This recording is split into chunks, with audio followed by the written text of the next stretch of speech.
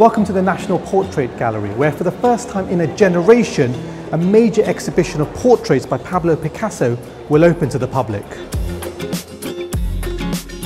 Picasso is one of the few undisputed geniuses of the 20th century, and in the 75 works on show here, we see how the great artist tackled his most enduring subject, the human figure. He painted his friends, his lovers, his children and himself. Here's my choice of 5 works that you have to see. The first work that greets you as you enter the exhibition is this self-portrait from 1906, which Picasso painted when he was 26 and living in Paris.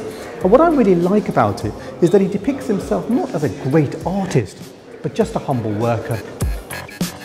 That portrait is at least on nodding terms with realism, but just 4 years later, Picasso produced this astonishing portrait of art dealer Daniel Henry Kohnweiler.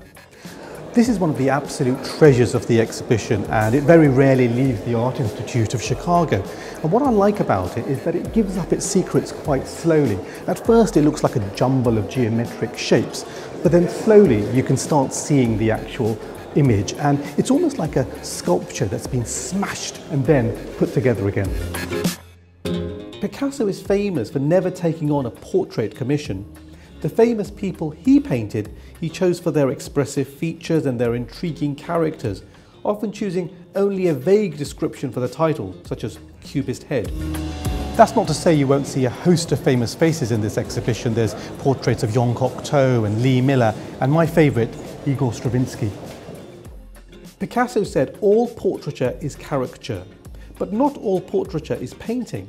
And in this exhibition, we see not only full-blown paintings, but also sketches and cartoons that Picasso made of his friends and his associates.